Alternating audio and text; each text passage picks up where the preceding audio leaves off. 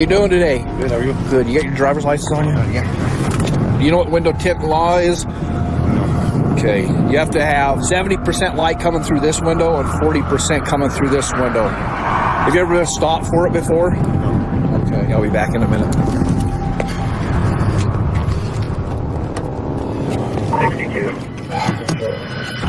62, where you at? 241 Park. We just got a towed out for a woman with her vehicle stuck in a canyon. We gotta go. I need to pull out in front of you. Just wait a second.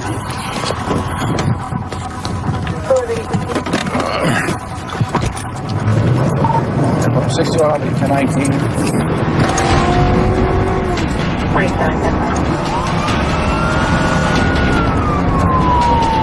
I got a vehicle down here stuck on the rocks. That's about all I know at this point, so just a couple miles down here. With all these people that come here, some of them are not the most prepared. I wish people paid a little bit more attention, but sometimes they don't. Sometimes they just get in a predicament that we need to go help them out. Trooper Young is racing toward Denali National Park, one of the most popular destinations in Alaska, attracting some 400,000 visitors each year. And with 6 million acres of rugged wilderness bordering the public roadways, emergencies like this can occur at a moment's notice. I don't know how he's got stuck on the rocks. It could be an interesting scene when we get there. But as Young approaches the area where the woman was last seen,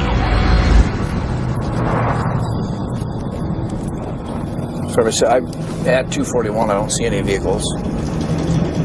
If we could get some type of vehicle description, if there's somebody in a vehicle somewhere. That's not it. 4061. Go ahead. I just said something on 21. She went from the roadway up the mountain. 62. Did you say there's a climber stuck on the rocks or a vehicle stuck on the rocks? She's not kind of a vehicle. She went for a hike off the road and was unable to move. She's at risk from falling. Good Lord. Careful. Okay, so it's some lady that's stuck on the rocks. She went for a hike. She should be on the east side of the Park Highway as you're headed north. Or should we be able to see her from the roadway? She cannot see the roadway from her 20. She can see the railroad tracks and not the river. Careful. I'll be out of my vehicle. I'll walk up Fox Creek. the area the woman's lost in requires a rugged uphill climb into a deep, shady canyon. We'll just go 1019 up to the creek on foot. Okay, you're good. You're doing good. Just give me like 5 minutes, okay? So I'm just going to sit here and talk to you. Where are you from? Washington. Oh, Washington. Why did you choose Alaska? It's a lot like Washington, only really far away. Yes, it's far away. You all right? Look at me for a second. Okay, we're going to get you out of here. If anything goes south, you need to just tell me before it happens, okay?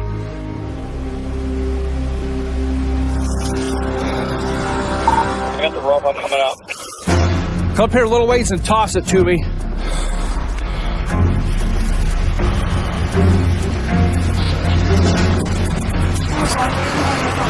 Just give me like 5 minutes, okay? Troopers must work fast. The woman's getting tired and risks losing her grip. I'll toss this over. You ready? Why don't you try and loop it around your arms, around your shoulder there. Go around. Loop it around your other arm. Now hold on. Give me just a second. Grab that rope now and go around them 2 trees. You're doing all right. The anchored line will help break a sudden fall. She really can't go anywhere. Good. But now there's a new problem. I don't think my rope is long enough to let her all the way down to the bottom. Okay, you got it. There's really not a good way here, actually. Out of there. Troopers have no choice but to attempt a daring rappel. Jim, come up the hill to your left. Rescue-trained wildlife trooper Jim Ellison tries a different angle. The instant you touch those olives, it's gonna slide. That's how I got down here. I don't want you falling. Be careful. We can get a rope to her. Let's at least try that first, Jim.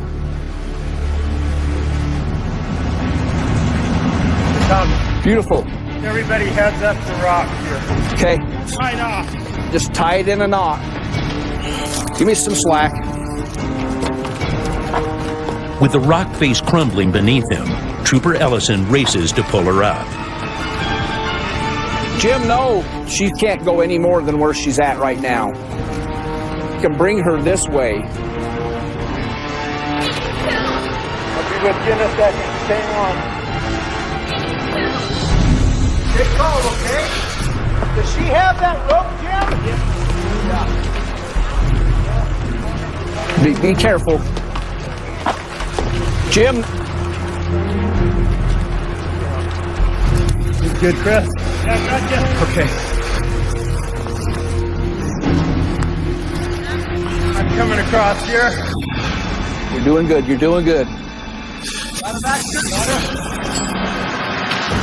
Staying on. You guys stay on that rope. Just try not to shake, okay? Okay, hold. Okay, more. Be careful. Good, okay. You okay? You're not hurt? Yes. She's good. After 45 minutes clinging to the cliff face, this hiker is finally safe in the trooper's hands. Well, that turned out good. She was in a vulnerable situation to where she could have slipped and fell. She had slid about 30 feet. Well, they kept her was just a little ledge. She was able to put her hands and feet out on to catch herself. She had been crying. She had mascara running down her face, and she looked pretty scared. I just talked to her. In these situations, I wanted to get her as calm as can be. You feel better now? What? Me too. I'm happy you're down here. My shoulder really hurts. She was prepared for certain things, but she went by herself, which is usually not a good thing. Usually out here, you need to go with somebody. Jim, nice job. You ready? Let's go. We deal with so many different situations. You never know what you're going to deal with. So I keep a lot of different things in my vehicle. And in this case, I actually had a nice rope in my car. For some other purpose, I never thought I'd pluck somebody off a cliff. Obviously, the best outcome happened because we were able to get her out of there and nothing happened to her. Thank you. Big hug. Bit of a scare, but you're all right. Teamwork prevents a tragedy in the high mountain wilderness. But 120 miles away, in the city of Fairbanks, Trooper Munson's rolling alone and trouble's brewing. 10-4. I'll be 1019 from Fairbanks Street and guys, code 1. Let's see if we get other units in that way. So we just got a report of a disturbance. They're yelling at each other with one party on 911. Last year in March, they were both charged with DV assault against each other. Knowing that they've done this before, unfortunately, in crimes of domestic violence, they rarely de-escalate, but they always escalate. So what might have been a simple assault last year might turn into something more egregious this time. But before troopers can get there, It's a 392 Mazda. Do you believe that he may be intoxicated? 10-4. The male half now, he's left the house. Female caller said she thinks maybe he's been drinking. She's given us a good description of the vehicle and a plate. We're going to try and contact him and ensure that he's not on the roads drinking. So we just got a report of a disturbance with one party on 911. She's given us a good description of the vehicle and a plate. We're going to try and contact him and ensure that he's not on the roads drinking. 2435, are you coming up to Steve's? 10-4, I'm coming in from the university side, so we'll have both sides. Because there's limited access in and out of the trailer park, we're both coming in from opposite directions, so whichever way the vehicle turns, we'll be able to get eyes on it. So it would be the turn right at the bottom of this hill. If he's coming, we should see him any minute.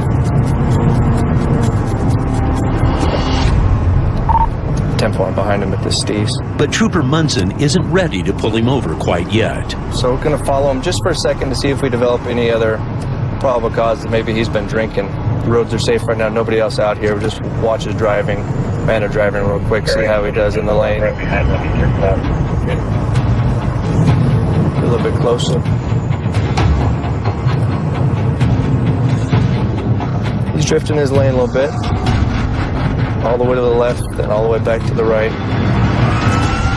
Fairbanks 2035, going to be 1036 in that vehicle in front of the Home Depot on Johansson.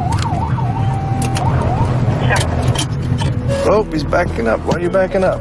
He looks confused.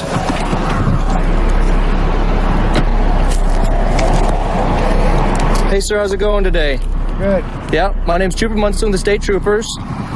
You just coming from a place up there at, Yeah, I got kicked out of my house. Well, what's going on with that? I don't know. I was going to my buddies so I could stay the night. So how much you had to drink today? I've had 3 drinks. What kind of drinks you think? Beers. Yeah? What size beers? Cans? Whatever, they come in cans. Okay, they were- I think they're 12s. 12 ounces? Yeah. How many of those you had? 3. How long ago did you have those at? Throughout the past, I had dinner, and I'd say throughout the past, I got off at 3, so since then. So the gal up there at the trailer park, she'd hurt you or anything like that? No, but You guys had any problems before? We've been together for like a year and a half, and all of a sudden she kicks me out. No, I understand. Hey, just real quick, any other alcohol in the car, anything like that? No. Okay, perfect. Thanks for turning your car off. I'll be right back with you, okay? All right. He's got bloodshot, watery eyes. I wouldn't say his speech is incredibly slurred, but a little bit. He admits to having 3 beers after dinner. Didn't say much happened back at the house, but we'll wait for Tango 4 to get here, have him do tests, and we'll see where it goes from there. Could tell by looking at his eyes, pretty bloodshot and watery. He did admit to 3 beers after dinner. Do you want to interview him first, or do you want... Well, I asked him real quick, and he basically said nothing happened. She kicked him out. As far as the DV goes, or any kind of assault, I don't think we have anything there. So just the DUI? Yep, that's it. Hey, so this trooper here is a friend of mine. Just going to ask you a few questions about drinking today, okay? We just want to make sure that you're safe to drive, all right? When did you have your first beer tonight? Or today? When I got off work. Feet together like this, hands down to your side. I got numbness in my leg. 1, 2, 3.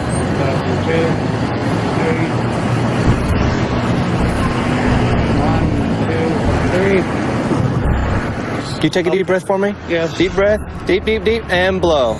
Keep going just like that. Keep going, keep going, keep going. Good work. .291. I'm going to place you in handcuffs. You're under arrest for driving. His breath sample shows he's over 3 times the legal blood alcohol limit. I got kicked out of my house, so I had to go to my buddies to stay the night. I mean, it's kind of up. Still going to work with you to get your vehicle, though, okay? Anything in your pockets that's going to poke me if I reach in? No weapons, but they do find something else of interest. And a quick search of the vehicle reveals even more interesting cargo. Did you search the lunch area? I didn't search anything.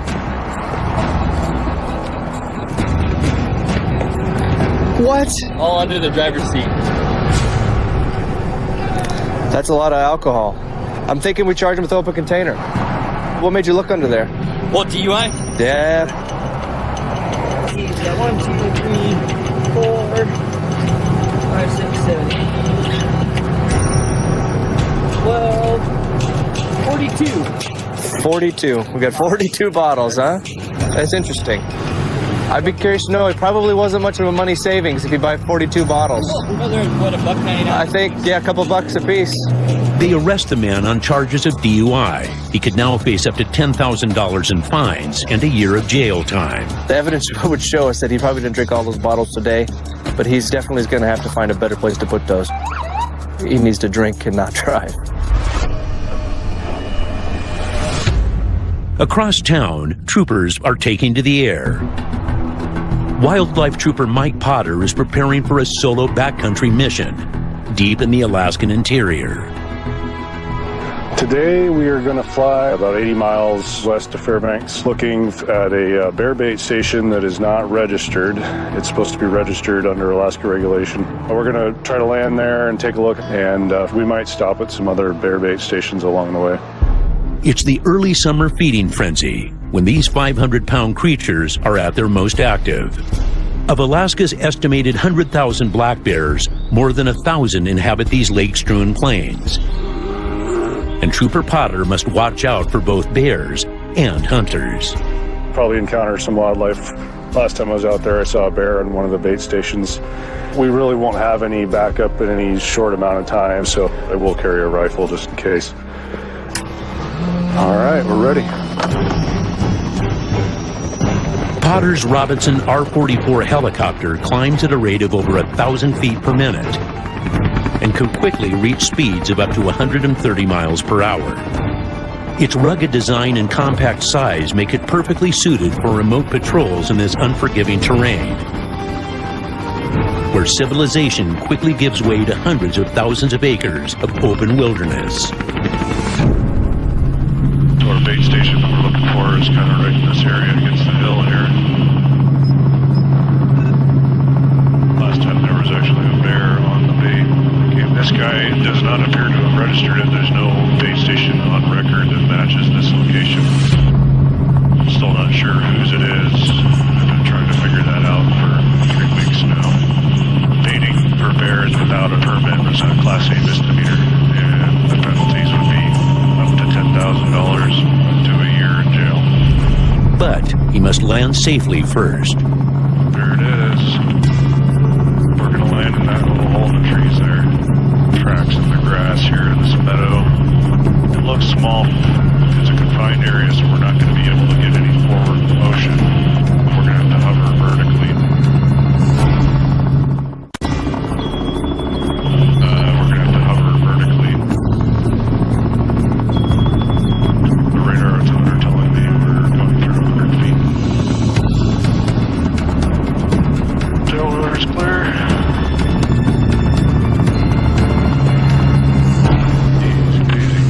After nearly an hour of flight, Trooper Potter quickly gets to work checking the bear bait station.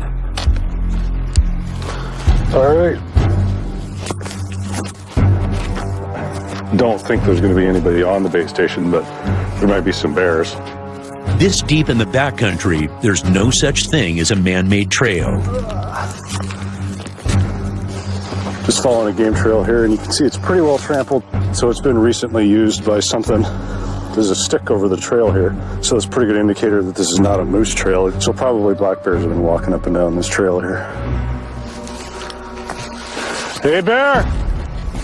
Hey, bear! Deeper in the woods, Hey, bear!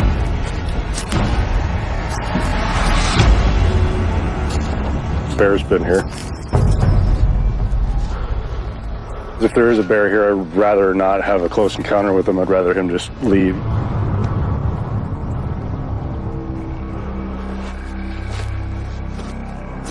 Hey, bear! Hey, bear!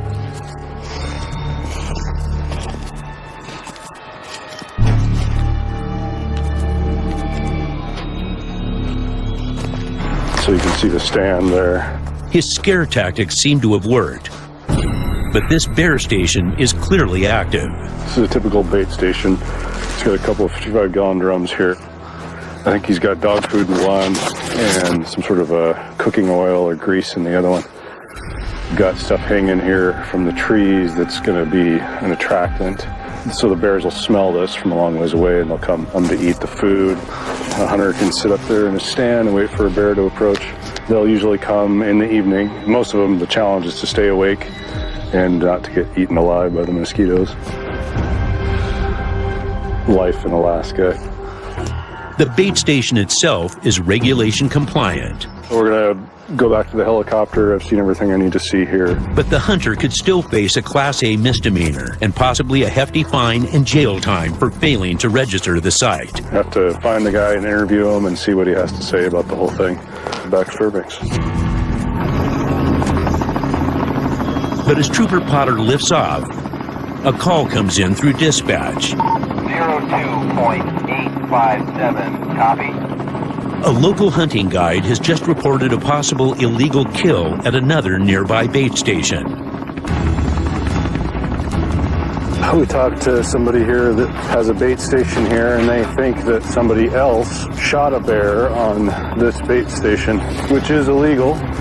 And punishable by heavy fines and potential jail time. Potter's now on the hunt for incriminating evidence. He's mentioned that there was a blood trail from the bear that got shot. I'm going to go see if I can get a sample of the blood and match that blood to the bear that the suspect has. Looks like people have been camping here. There have been a lot of bears here.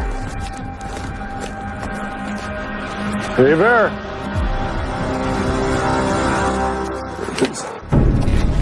Yeah, this is the bait. Blind is there. But no sign of the illegal kill. He said they drug the bear out. This is probably the most likely path that they would have drug it out towards the river. See that something got pulled over this stump. There's footprints here. Something there. That might be some old blood. Yeah, this is what he's talking about. There's blood right there. I don't think I have any gloves with me, though. Without an evidence kit on hand, Potter must improvise. Let's see if I can figure out a way to do this.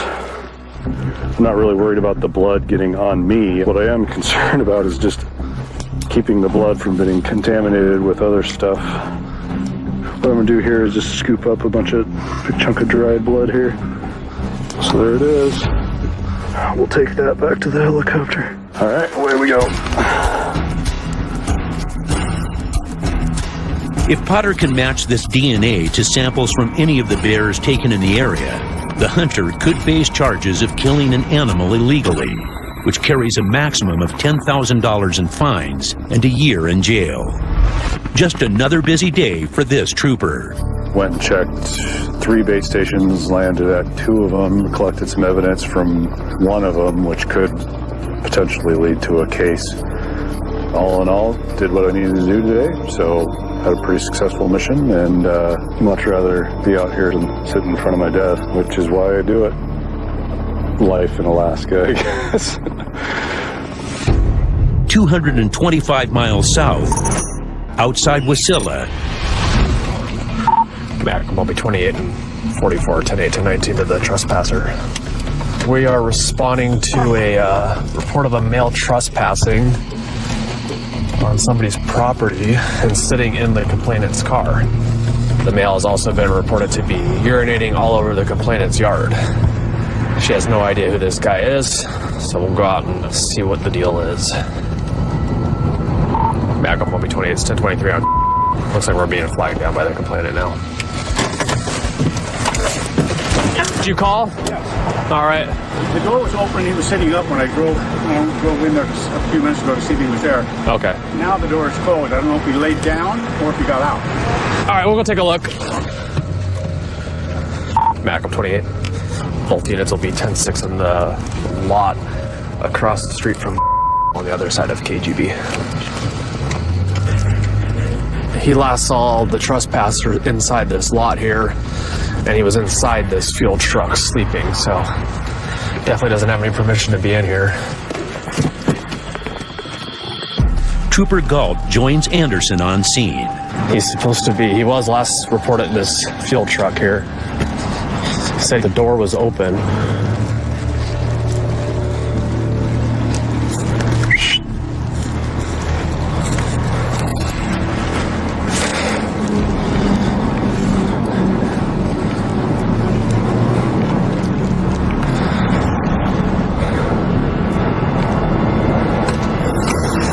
How's it going, man? Hey, it's the troopers. Hey, troopers, man. Dude, it's real. Can you hop down here and put your pants on? Magnum 28, we're in contact with a male inside the truck now. Can you hop down here and put your pants on? Yeah. What's going on today? Dude, it's real. Go and put your clothes on. My house is right there. Okay, but this is not your house. This is not your property. So put your pants on so we can come down and talk. That sounds good. All right, put your pants on. Oh, man. Got some trouble there? Oh, can you help me out? I think you're perfectly capable of putting your own pants on, man. I'm drunk, man. I see that. Keep trying, though. I'm not even doing nothing, man. Get your clothes on, and we'll come down here and we'll talk about it. We'll talk about it, okay? Yeah, we're gonna talk about it. No, like all the way up, so that way all the bait and tackle's covered up. Okay, otherwise we're gonna pull you out of the truck and put you in handcuffs and all that good stuff. So let's not do that. I don't have pants on. All right. Watch your head, man. I'm cool with that, bro. I don't have a pants on. Okay. All right, dude. You gotta put your pants on. Just. Tell me, put your pants on, bro. Stand up. Stand me up, bro. Stand up. Get up. Stand up. You. Okay, yeah. Put my pants on, man. Can you grab the other loop there? Yeah, man. I live right by the street, though, man. Yeah, man. All right. How much have you had to drink today? I probably like 3 more, or like 3. Well, don't fall again, man. No, man. Don't. Hey, face.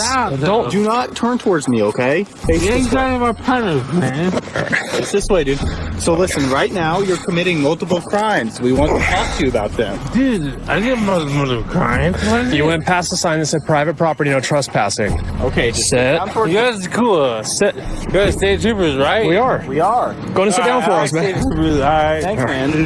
You guys are cool. We like you too. All you guys. I like you guys. All right. Chilling. Boom. Just let him. He's safer there than standing. I'm gonna go ahead and pee. You guys are really cool, man. With their suspect in cuffs, troopers now want to determine the man's blood alcohol content. Can I just get a sample of your breath, please? I'm not driving or nothing. I know you're not. You're not. But you're not gonna get a DUI. We need to make sure you don't need medical attention. That's honor. Scouts honor. How drunk you are? Our cutoff is a 0.3. If they're higher than a 0.3, they got to get medically cleared. Just blow. I'm pretty drunk. Just blow like you're blowing bubbles in milk.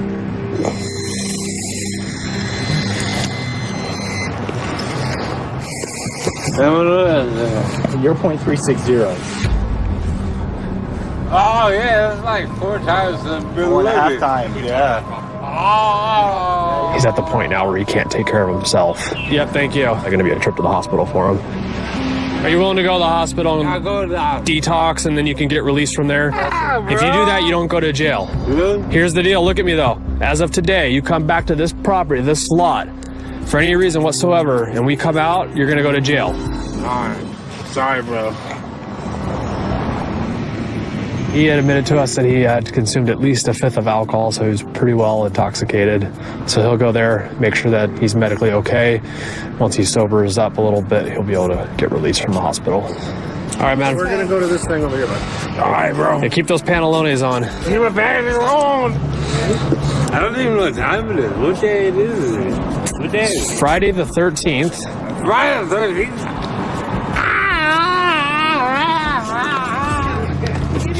Riches. That's at least the third time today. Across the Matsu Valley, Trooper Jared Knoll is on patrol in one of the area's hotspots for criminal activity. It's a holiday weekend, so there's bound to be a lot more activity in the area. There's a lot of people with warrants come here, hide out, people that don't want to be contacted, a lot of drug-related activity. We're just doing a patrol of the area, just keeping an eye out for suspicious activity. And CIC 1B45. Back on through. Just stop this guy. Their windshield is completely spider web. There's no way they can see clearly through it. The car pulls over, but Knoll knows even a routine traffic stop can be unpredictable.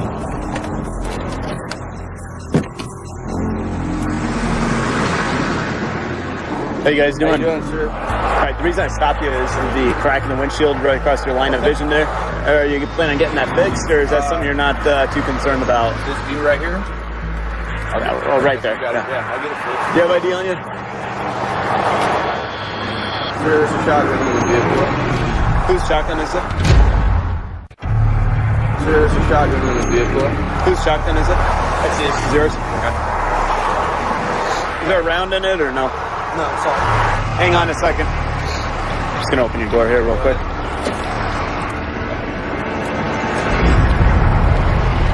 We'll sit tidily back in a second.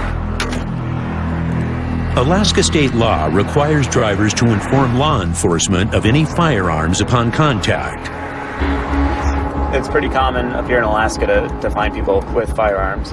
Trooper Knoll runs the gun and serial number through dispatch to ensure it isn't stolen. It's a 12-gauge shotgun.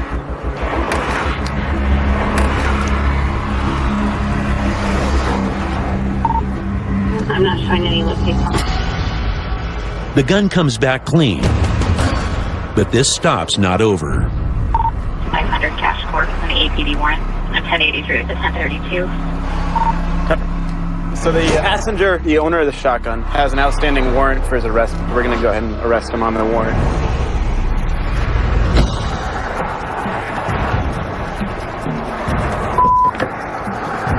You got a warrant out at APD, you know about that? Yes, I do. I have a court hearing on Wednesday for it. Okay, because the warrant is still active, we have to take you down to pretrial for that. Okay, yeah, we got to take you in. Have any lighters or anything on you? No. Okay.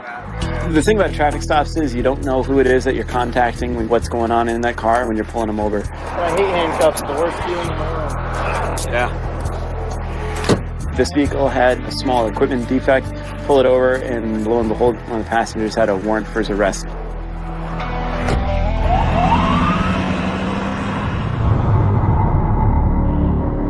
Hours later, in the cover of darkness, What's still on 18, 1B18?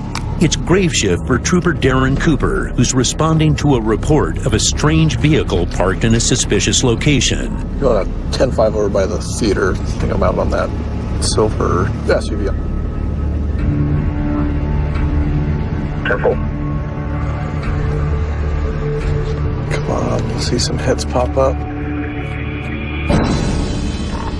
The SUV occupied times at least 2.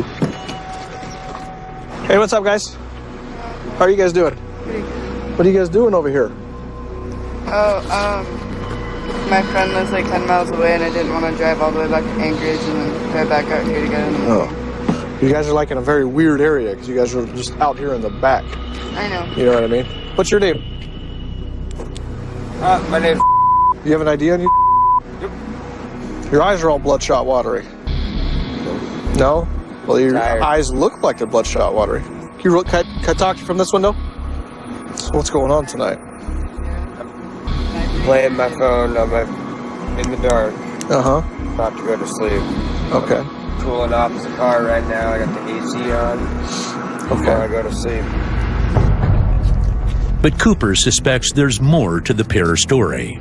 So how much marijuana is in the vehicle? Not a lot, a little bit. I mean, I could smell it. Here's like the one time that I could work with you guys, and this is the only time that I could work with you guys, okay? So I could smell the marijuana in the vehicle. If you tell me that there's not marijuana in the vehicle, well, here's what I'm gonna do, okay? going to put my dog on the vehicle, because I do have a canine. And then once the dog indicates on the vehicle, then vehicle pretty much goes bye-bye to me. You know what I mean? So that's kind of where we're at. So where's the marijuana and how much do you have?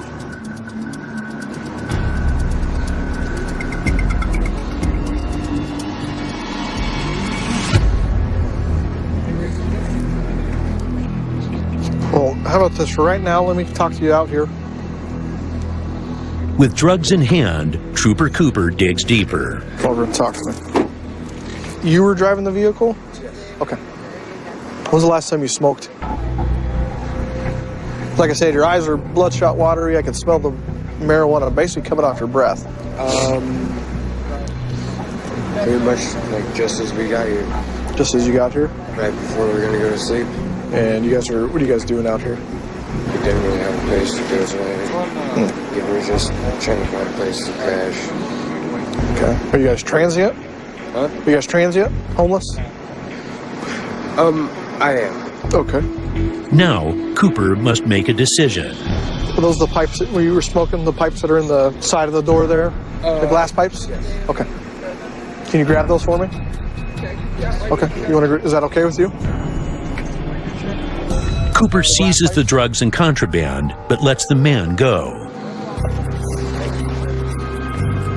You spilled the bong water. That's a party foul. Yes.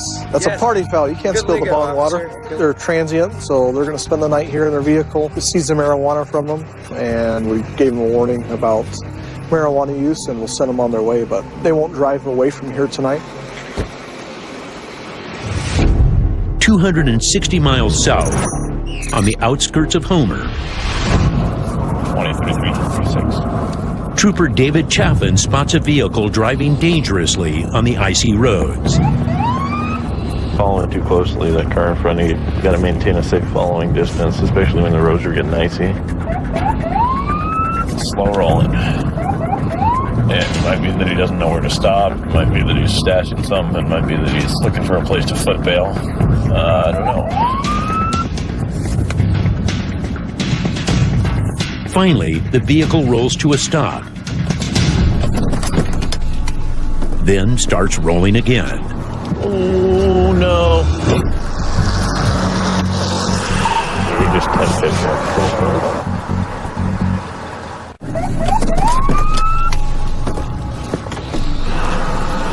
Oh, no. We just 10-50.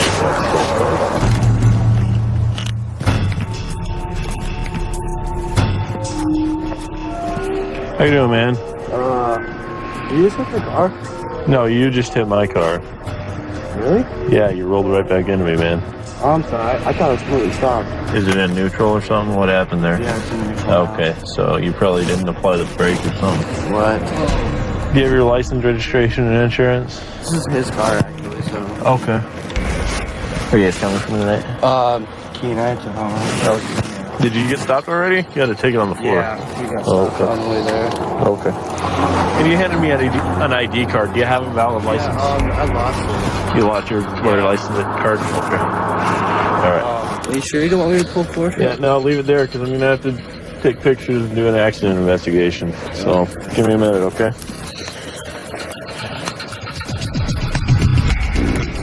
It's one of those situations where there's really nothing I can do. Sometimes, you know, when you put your car in park and then you take your foot off the brake, it rolls back a little bit. I wasn't sure if that was what was going on or what. It just kept coming, so here we are. But the crash is just the first on their list of offenses. 2013 next 7 times 3. First is revoked by manager or valid.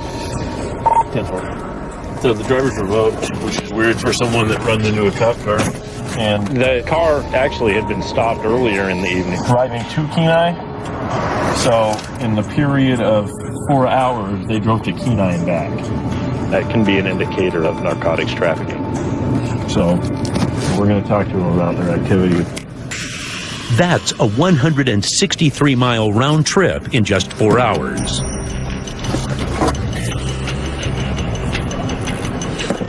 Can you hop out for me, bud? Where'd you guys come from? Soldado. Soldado? What's going on up there today? I had to pick up the rest of my clothes, and decided he would do it for me. Give you a ride? Yeah. Do you guys pick anything up to bring back for anyone? Nope. No one's holding anything illegal? Not that I know of. Any pipes or anything? I think so. I just want a little bit of honesty out of you guys, and we can all go on our merry way. Nope. There's not. Okay. Well, you have a seat in the car where it's warm, and I'll be back with you in a few minutes, okay? Thank you. But as Trooper Chapin continues his investigation, he starts seeing holes in their story. One guy's saying that they drove up to Kenai and went to the driver's house and then stopped at another house. The other one's saying that they went to the driver's house and stopped at Taco Bell. One of them says that they smoked a joint before they left Homer. So stories are conflicting. We're going to search the vehicle. The driver consents to a search, and Chapin starts looking for clues.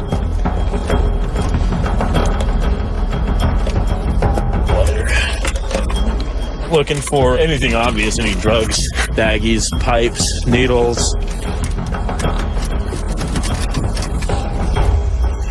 Pipe.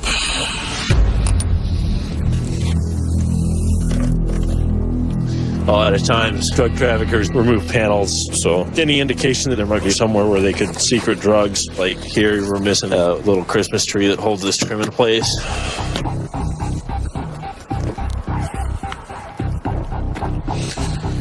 Doesn't add up, man. There's no clothes in the car. So they weren't picking up clothes. Ammunition.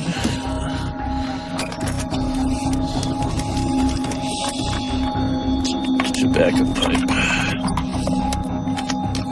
The car comes up empty, but Chapin's not through with the driver. Let's step up here, man. That pipe that was next to the driver's seat. Is there? Yeah. Okay. Is that the one you guys were using earlier? It looks like yeah. So that, there's hardly any residue in it. I got to seize it, but I don't see any, anything that I can charge you guys with. The problem is. 243-1018, bartender called reporting that a red Ford Taurus stopped in the middle of the roadway. The driver passed out at the wheel. As they knocked on the window, the subject moved a little bit, but doesn't fully respond. 10-4, does our driver have any histories of these types of incidents or DUI related? Negative. 10-4, get him to 19 that direction. This is actually on the outskirts of the Fairbanks area, going into a little town called Esther. Population 50, if that many, and I could be wrong, plus or minus 50. I very rarely go out this direction. The vehicle is actually in gear. Witnesses have taken an effort to try and lock this vehicle in, and they actually put some chocks underneath the tires to actually stop the vehicle from moving. Typically, whenever the bartenders call us in and they say they think somebody's drunk, it's usually a pretty good call.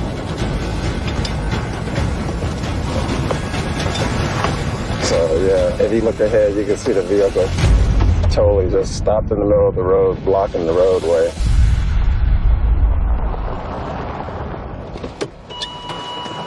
Sergeant Jess Carson joins Trooper Johnson in case the sleeping suspect wakes up angry.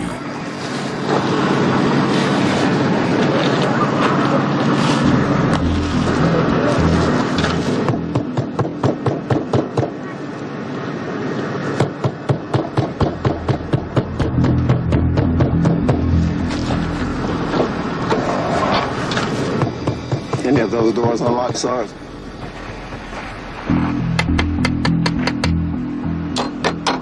Helping or he's moving, but he's just not responding to it.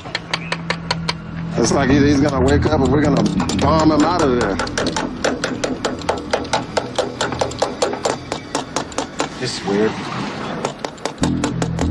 Yeah, I don't know what this deal is.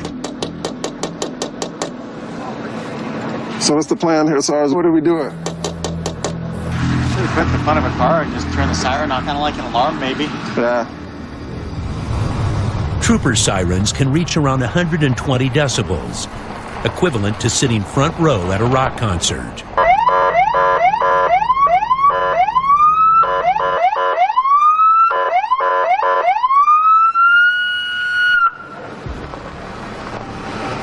He's not responding to us. T-43, go ahead and have him expedite, and so we can qualify whether he's got a medical emergency or not. Troopers fear this could be a life or death scenario. I was just going to do this back one right here.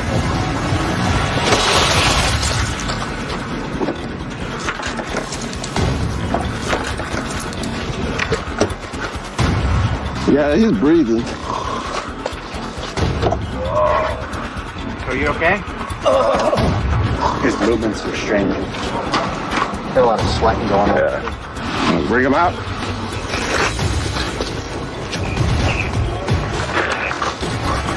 You ready? Yeah. We're going to pull you out of the vehicle and get you on your side in case something's wrong with your breathing passage here, okay?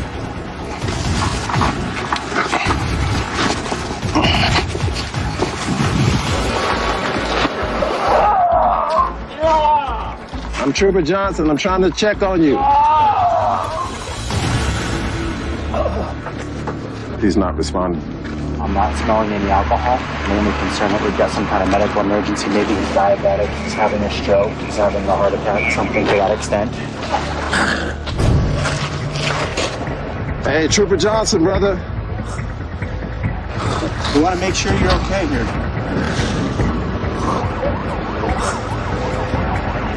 Okay, I'm going to have EMS look at you real quick. 20 minutes after the initial call, EMS arrives on scene. Hey guys, what's going on? It's pretty much been like this since we got here. Yeah. He was unresponsive other than he'll do some flopping around whenever we lock up. Well, T-43, confirm his name. What's your name, bud? He's flailing around. There's somebody else. You search his vehicle for anything? Inside. He's in that car. It doesn't take Trooper Johnson long to uncover the real reason for the man's erratic behavior. He's got insulin inside the car. Severe diabetic comas can cause permanent brain damage and even death. Blood sugar levels down to about 55. Normal range is between 80 to 120. Troopers can only watch and wait as EMS works to stabilize the man. So at this point, it's just a medical assess, and we're going to let them do their job, make sure he's okay. But he still lapses in and out of consciousness for 15 minutes.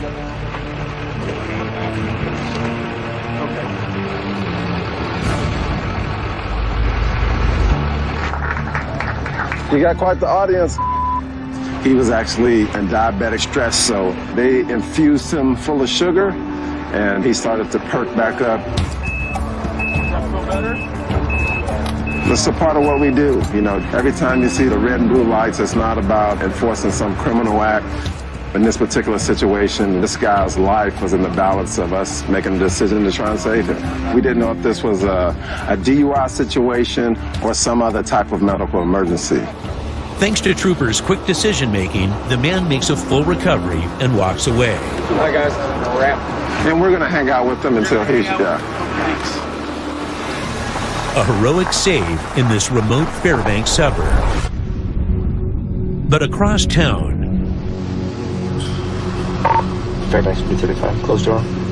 10-8-10-19 to the MDC versus Moose at Robert Troost. Trooper Michael Munson starts his swing shift with a tragic call. Right now we're going to a motor vehicle collision versus a moose about 10 miles outside of Fairbanks on Chena Hot Springs Road. The moose is alive, but it's in the ditch. So our concern right now, if it's gravely disabled or injured, could get its way back onto the roadway and cause damage to another vehicle or cause a more serious accident. So what we're going to do is come out here, and if it's okay, if it's able to move on, encourage it to get away from the roadway. And if it's too badly injured from the vehicle accident, then we'll have to dispatch the moose. In Alaska, it's all part of the job. Particularly in early summer when these 1,200-pound animals are out and about. Moose is a huge animal. This time of year can be especially concerning because a lot of the moose have calved and they've got young ones around. So if we find out that there's a young moose that was hit, it might still have a mom nearby, and they can be very protective of their calves. They could charge somebody if they try to help it out. A moose is a pretty aggressive animal, so we have to be on our toes. There it is, over there in the ditch. We'll take a quick look at it. She's probably... Oh yeah, it's a young calf. She's just maybe a yearling. Her legs are busted. And its distressed mother could be just beyond the tree line. Be careful. NCIC 35. So a calf probably born this year. Both front legs are busted. We'll just leave her be for a minute. Munson decides to wait to approach the calf and checks in with the driver. Hey sir, how's it going? All right, how's it going? You guys are doing okay? Yeah.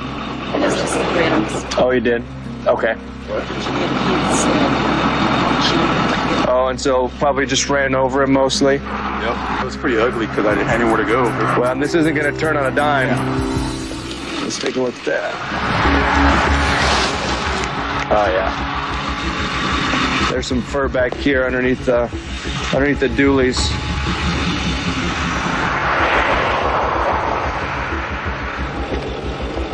Unless I'm just missing it, I don't see any damage to the front. Nothing. Okay, sir. You can get out of here. Already. That works. Take care, all right? Thank you. You bet. With the driver on his way, there's only one thing left to do. We've already called the charity, got it coming on the way. Now we're going to get out the shotgun and dispatch the moose.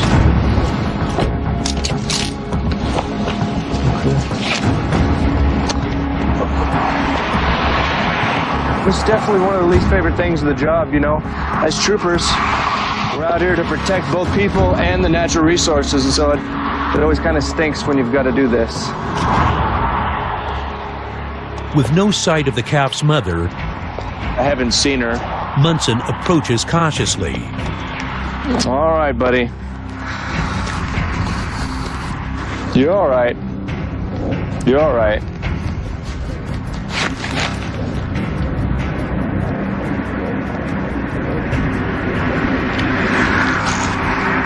It does kind of stink when you've got to dispatch a year-old moose.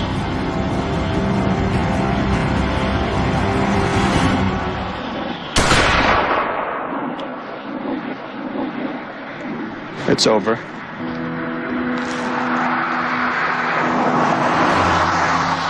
That's going to take care of it just with one shot. It's definitely not something you want to do, but under the circumstances, at least we know that the meat's going to go to a good cause and it won't be a complete waste, and nobody in the vehicle was injured.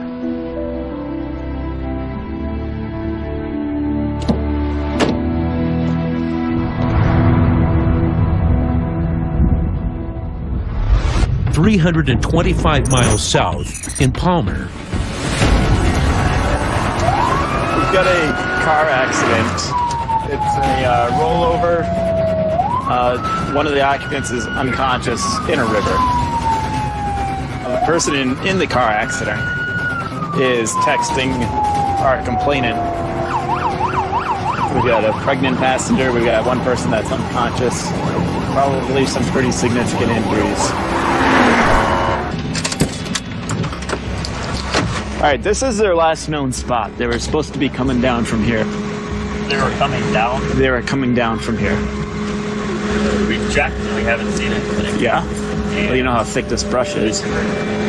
With no sign of the vehicle, troopers must widen their search. If you wanted to drive back down to the U-turn, just keep checking, and I'm going to be on the phone with command, see if we can get a helicopter up here. All right. Thanks. Right now, so far, 3 troopers, 2 rangers, and about a dozen firefighters driving up and down the road. We can't find it so far, so. But then, the search gets a much-needed boost. All right, thank you. Bye. Yeah, we've got a helicopter in the air now, LifeMed helicopter. It's on its way from Soldotna, which is about a half-hour flight from here.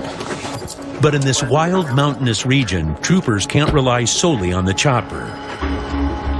You know, visibility is pretty poor. There's a lot of shrubbery. There's just a lot of little ravines and stuff that it's hard to really get down and check. And the dense vegetation could also hide a threat. Since we're out walking around, is another concern. We have actually a large number of grizzlies up here. My brother was camped pretty close to here a couple of years back. Got attacked. I was actually right over that ridge, right there.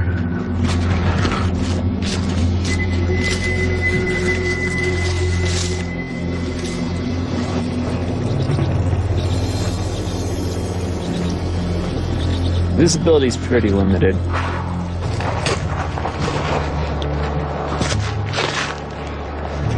Nothing. It's weird.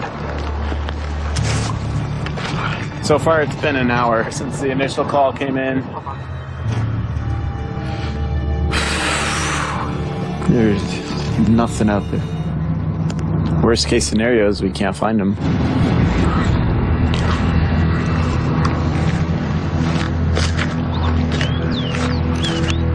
It's no good. We gotta keep looking until we can confirm that they are safe. We're gonna be out here until we can make contact with them. But as the helicopter circles above, Back how many of it Go for 45. Noel gets called further up the pass. As you're driving along, just watch where a vehicle could have possibly gone. Medics spot debris over a guardrail that may be part of the mangled wreck. All right, here we go. All right, here's a good view of that shoulder right there.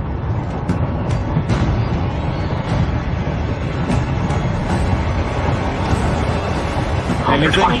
No. That's old. Yeah. Okay. They're not finding anything. It's 1083, so. Yeah. All right, thank you. But just when troopers fear the worst, new information comes in. For real? That's ridiculous. Okay. Yep. On a lake on that part.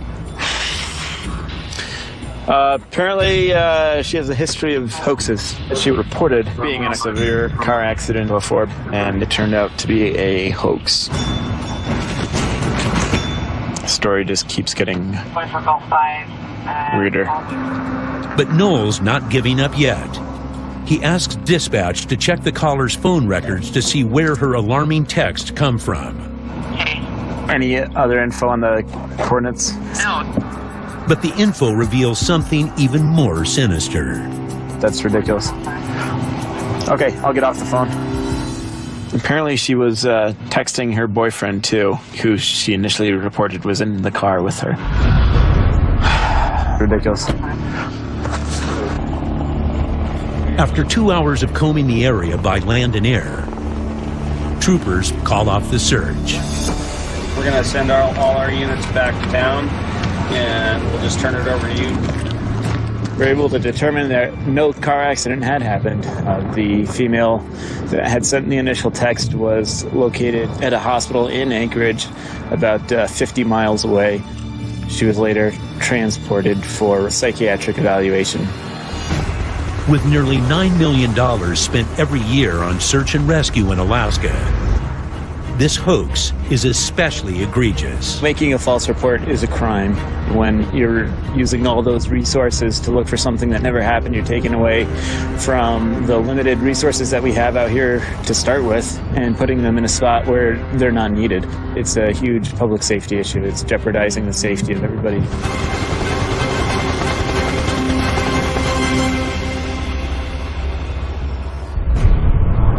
Back on the ground in Cantwell,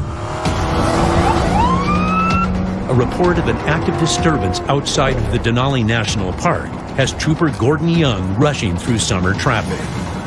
Suspicious male outside a local business up here where the tourist hotels and stuff are. Not really sure what it is. Well, these are under the influence of something. Public intoxication in one of Alaska's busiest travel destinations is cause for concern. We don't get a lot of calls for tourists in here that are like drunk or high or something like that. It's pretty The calls of that portion are really low. Fairbanks 61. Do you have a clothing description for this gentleman? This was he wearing a blue t-shirt and jeans. He was outside the highway shop sitting on a bench. White male, blue shirt, about 40 years old.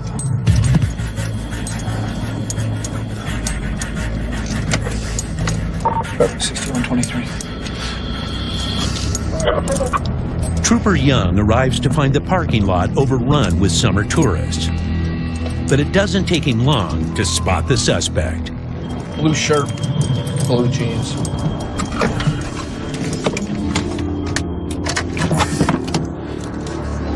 So what's going on today? I have no idea. You know? Wait, how old has he been drinking? What do you think this is going back in front of him?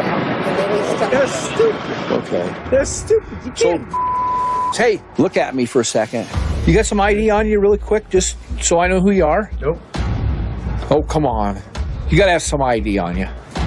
Nope. Nothing. Zippo, nothing. Okay, have a seat in my car. I arrested him for disorderly conduct. He's gonna go to Fairbanks to jail. He'll see the judge in the morning. Best thing for him is to go to jail and sleep tonight, because we would have got more calls on him. I am drunk. I know. 170 miles south, just outside Wasilla, it's early evening. MACCOM 1B57. And Trooper Bryce Waite is patrolling rush hour when he spots a car blatantly breaking the rules. Yeah. So we got a broken taillight showing white light to the rear. You're only allowed to have red light going towards the rear. Also, the vehicle didn't use its turn signal back there. I'd like to get him before we get onto the main roadway. It's kind of busier road, so we'll just stop him here.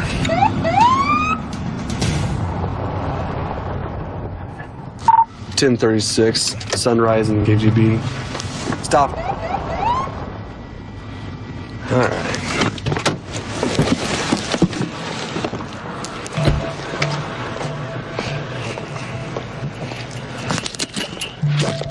Hello. Hey, I'm Trooper Waite, Alaska State Troopers. The reason I'm stopping you is for a couple reasons. One, you have a broken taillight. It's showing white light to the rear. You say the tail light? The tail light, yeah, your left tail light showing white light to the rear. Also, when you came off of Starlight there, you failed to use your turn signal. Was there a reason you didn't use your turn signal? I don't know. You don't know?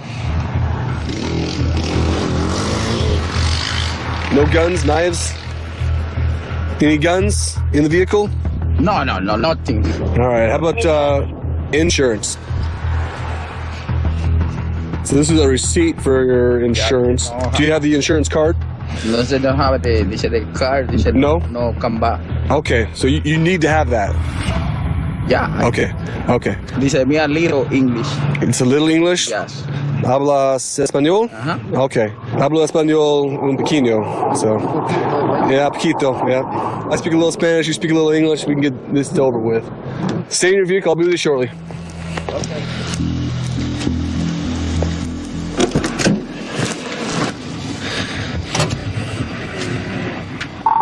NCIC 1B57.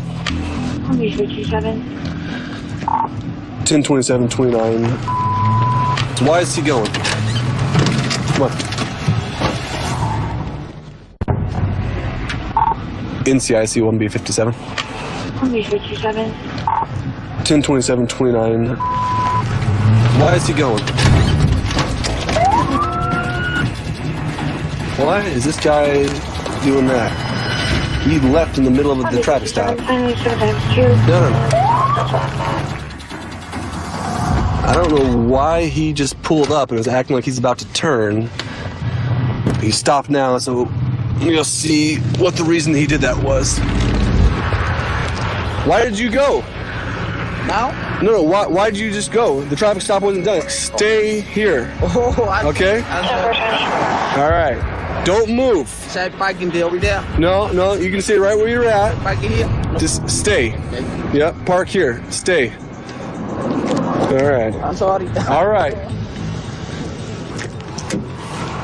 Apparently he did not understand he was supposed to stay where he was. That's not a normal behavior on a normal traffic stop. That leads me to believe something more than ordinary is occurring. Whether he has warrants, has a bad driver's license, who knows? NCIC 1B57. Trooper Wade runs the driver's license through dispatch. When they start just leaving the scene, that makes me think he thinks I'm about to find something out.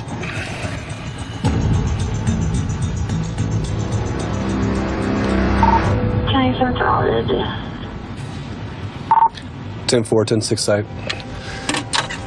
10-4. Next time when you're pulled over, until you get this back, stay where you are, okay? Don't drive 50 feet down the roadway, because that makes the officer think something else is going on. All right? Comprende? No. No? No comprende? All right. Turn signal. Yes? Turn signal? When you're turning, use your turn signal. Okay? When your tail light? Yeah. Fix it. Okay? Yeah. Okay. Okay. Drive safe. Okay. Thank you. Trooper Wade cuts the man a break and lets him go with a warning. I guess he thought the traffic stop was finished, and it absolutely was not. Turns out it's just a language barrier. No harm, no foul. Hopefully I educated somebody. But a few miles north, back on Moby 28. Trooper Ryan Anderson is responding to a strange and possibly tragic call. We got a report of a male that's laying in the ditch, covered up with a blanket. Not sure if he's alive or dead. Complainant drove by and didn't want to check on him and asked that we go out and make sure he's okay. Best case scenario is that he's just a homeless guy taking a nap in the shrubs, which is not too uncommon up here in the summer. Worst case scenario is it's somebody that's having some sort of medical condition and or has passed away, and that's where they were last located.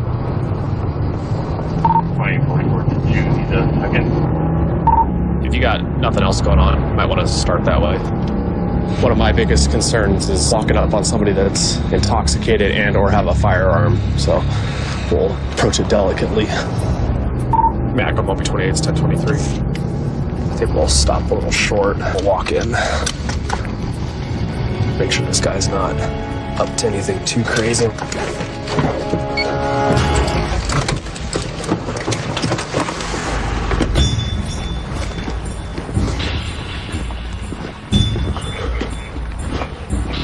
I don't see anybody. It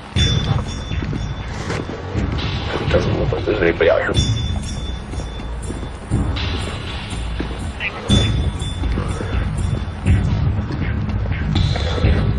Across the street. Mac on Moby 28. I have a visual on the male north side of the intersection. Hey, how's it going, partner? You all right? Why are you guys watching me? Somebody called in, they thought that you were hurt or drunk or something crazy like that. I was just, these mosquitoes are getting my ass. Oh, okay. Somebody just thought that you were either hurt or drunk and passed out or something worse, so... No, man, I'm all right, man. I'm just tired. All right. No guns or anything, right? Nope. Yeah. You got an ID on you by chance? Yeah. Help me up, bud. All right. All right. It's expired. That's all right. You're not driving, so that's good. Yeah, light my swamp. Good. 1027, 29 Alaska, first is... Anderson checks with dispatch to see if the man is wanted for any crimes. I'm all good, man. I ain't got no worries. That's good. Right on.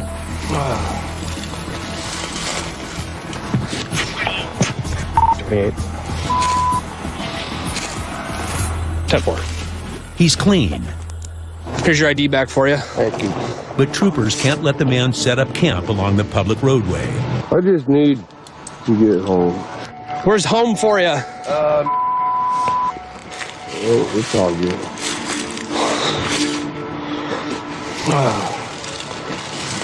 I'll tell you what, man, you can come over and we'll walk down the road a little bit to my car. We'll put your bags in my trunk and I'll give you a ride back to... Thank you. Troopers decide to spare the man any additional hardship. Kind of a little bit down on his luck. He said he left his job site and was just so tired he had to sit down and take a break and couldn't find anybody to give him a ride home. I'm just tired, bro. Well, I'm just glad you're alive and well. Every once in a while, it's good to have a softer contact. This guy said he had a decent image of the troopers, and should we ever have to deal with him again, he'll remember that. I'll come open that door for you. All right. Well, good deal. Hey, State Trooper. Hey, I was just glad you were all right, sir. A good deed on the outskirts of Wasilla. But 190 miles southwest in Soldotna, the mood and the weather aren't quite so bright. 22, go ahead. 2022, he dropped off their child.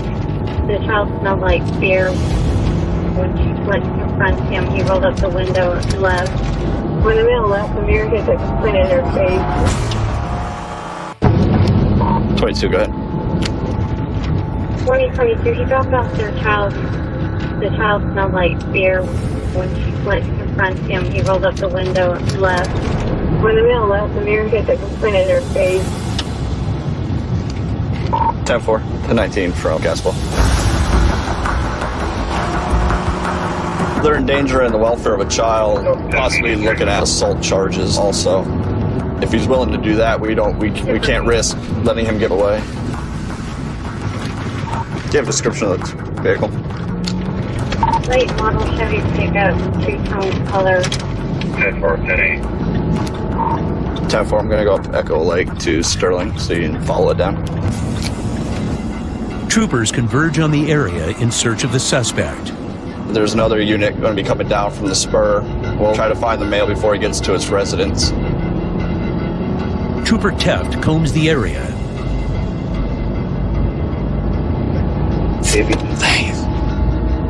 But there's no sign of the truck. Moments later, good news. 22's vehicle that 22 copies. Another unit spots the vehicle just 3 miles away. 27 just located the two-tone Chevy pickup truck. We're going to go do some follow-up with our male driver.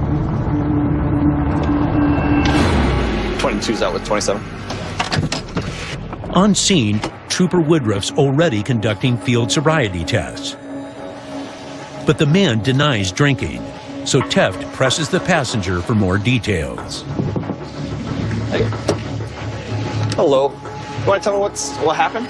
Honestly, we dropped our daughter off at the daycare and got really upset. We put the truck in reverse, and as we were driving backwards, she grabbed the mirror on the side of the truck and bent it backwards. Like she grabbed the bottom of the mirror, so her arm would have been on the outside of the mirror? She's taller than you. Okay. Okay. And have you guys been drinking today? I haven't. You have? Okay. Yeah, I can smell it just inside the vehicle, too. Yeah. So? I have been. Okay. All right, hang tight for me, all right? She's saying that they had their exchanging the child. Okay. And the wife, the ex-wife, became upset when she saw the fiance inside the vehicle. We got to find out if she broke her mirror. Yeah. 2020, 2022. Teft checks in with the trooper interviewing the injured complainant. she said that she didn't grab the mirror. She was like at the window asking him if he'd been drinking, and then he put her version back up and hit the mirror back when it hit her in the arm. Where's her injuries on her arm that she's claiming? On her left arm, it's, right below her elbow on the top of her arm there. Okay, yeah, that's not even matching what the passenger is saying, because the passenger even got out of the vehicle and was showing me she was using her right arm. Troopers decide to give the driver a breath alcohol test. Hey, but you give me that. You think you're going to be above the legal limit of .08 today? Why would you say you're not sure if you actually why did they yesterday night?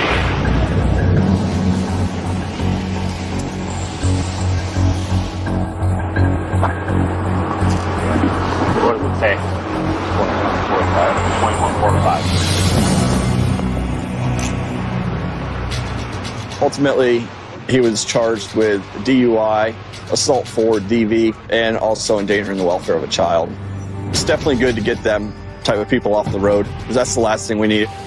If convicted, he could face up to 2 years of jail time and $20,000 in fines. Back north in Fairbanks. We have a woman on 911 reporting there's 3 males in the all black that are knocking on her window. Dispatch 27, I'm 1019 from Nordale and Badger 1. So right now we have someone that might be attempting a burglary. The guys are all wearing dark ski masks. Youth responding to complainant is 16 years of age. She's home by herself. Very heavy weapons in the residence. Sounds like she's starting to lock herself in the bedroom. They're tapping on windows. It's a very common tactic that they will use. If no one answers, they generally then kick in the door. So right now we have someone that might be attempting a burglary. They're tapping on windows. It sounds like it's a 16-year-old kid that's in the residence. She's starting to lock herself in the bedroom.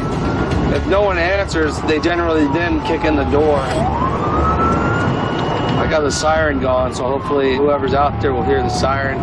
This is one of the things that you try to prevent is a home invasion with people that can become hostages, and hopefully the siren will scare them off, and that's my goal right now, is to prevent them from getting in the house. If he can find the residents.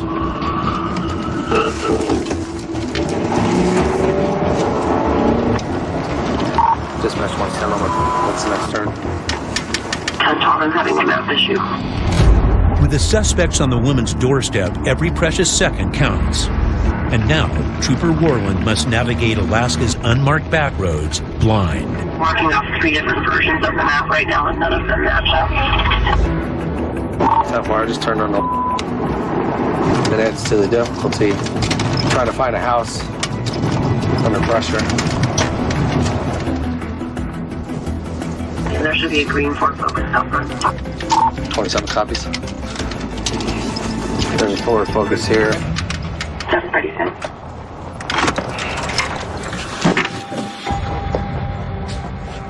Worland arrives to find the house silent and no sign of the suspects outside. He can't afford to wait for backup.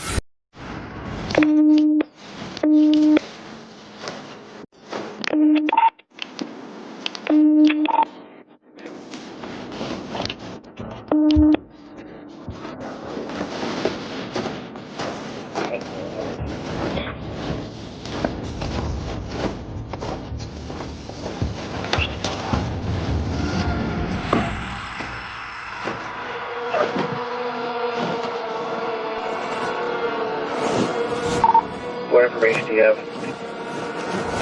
It's empty back here. The suspects are gone, but moments later, a trembling figure emerges. It's the distraught teenager. So what did you see? I saw 3 guys dressed in all black with masks on, and they were knocking on my windows, and I didn't know what to do. So I just kind of hid in my room. Which door did they, or which window were they knocking on? They were circling the house. Did you see a vehicle out front or anything? Did you look out here? Or? Yeah, there was no vehicles. Yeah, anything other than they were wearing black, like any other... all black? Okay. Jeans and a black sweatshirt that didn't have anything on it. Gloves or... Yeah. Okay. The suspects left the area on foot. I'm going to be walking down the power line trail that goes behind our residence. And with no obvious tracks, troopers quickly fan out. So there's 2 different ways they could have got out. One is this power line trail that I'm going to take. Another one is a pipeline easement Suspects didn't enter the res, which is extremely important to us, but they fled prior to us getting here, which means that they're still in the area and it's a danger to the community.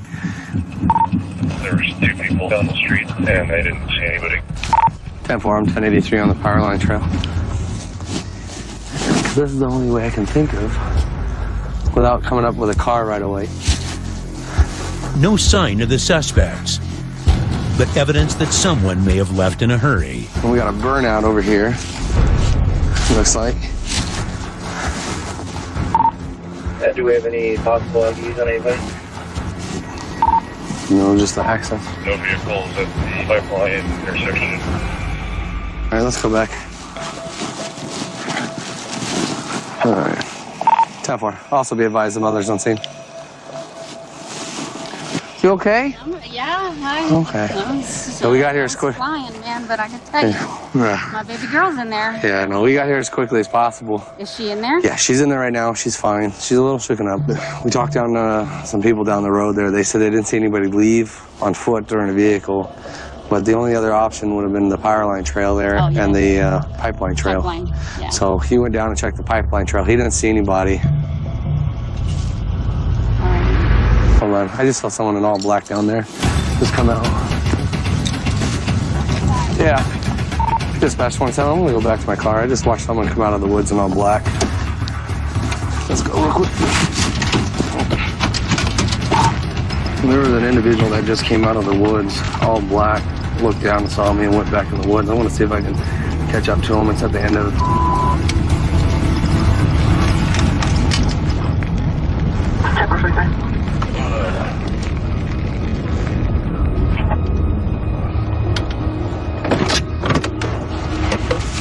Hey partner, how's it going? Hey, did you just see anybody like walk out here? Okay, I just saw somebody come out of the woods. Was that you? Yeah. That wasn't you at all. Okay. Did you just come out of the woods over there? Yeah. Onto the street and then came back? I just was gonna warn you. Oh, what? To shut his door. Yeah. Unfortunately, it's a case of mistaken identity. Somebody was walking around knocking on doors and stuff like that in the area, wearing all black. So, okay. All right. All right.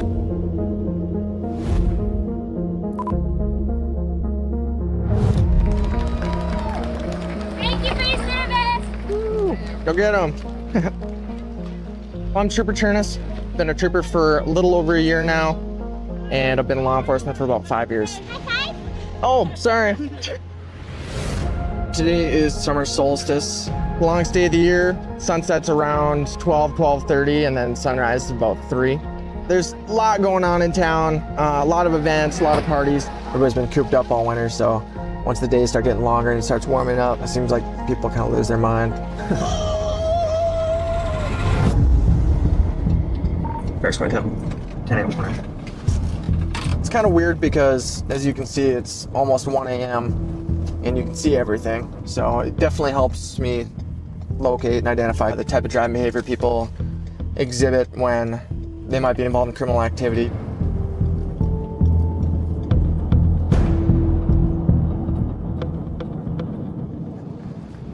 I looked at his car and he just took off on me for no reason.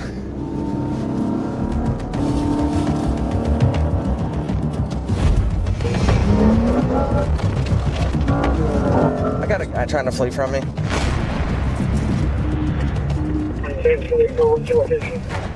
We're at the Oasis. Purple pickup.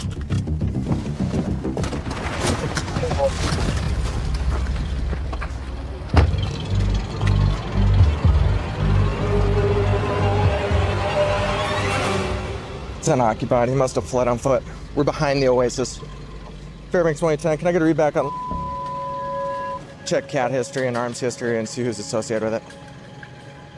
You're on probation for theft exceeding $5,000, fleeing and eluding from police officers. The registered owner sounds like he's on probation for fleeing from police and felony theft. Hey, turn this to the guy that just ran off this way, white shirt, black hat. Can you see, is he close or no?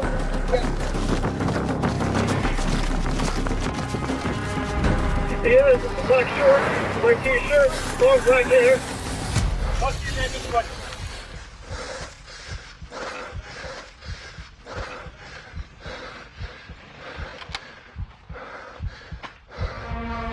Let me see your hands. Let me see your hand. I got him here. I got him here. Hands up. Hands up. Hands up. Get on the ground. Get on the ground. Hands, you're gonna get staged! Hands now! We got him. Fine. Oh. All right. Sit up. Bring your knees up. Ready? Yeah. Hey, stop. Over here. Go. You want to just check the grass and see if you ditch anything around here? Sure.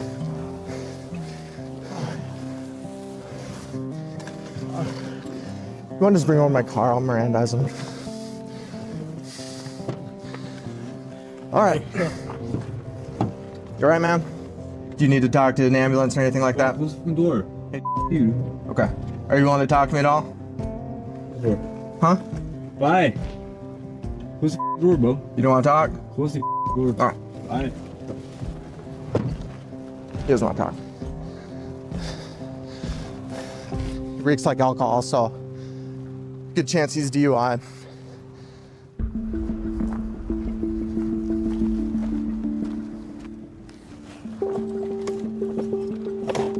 He's got a bunch of dime bags. Yeah, it looks like there might be some white residue on that. So this is just a field test. Basically just dab the white tip on what I suspect is narcotics, and then it'll turn blue. So it field tested positive for cocaine. So he's got multiple phones, he's got a digital scale, tons of baggies, a little bit of coke residue, and probably get this thing impounded and get the show on the road. You're pretty fast, Testa.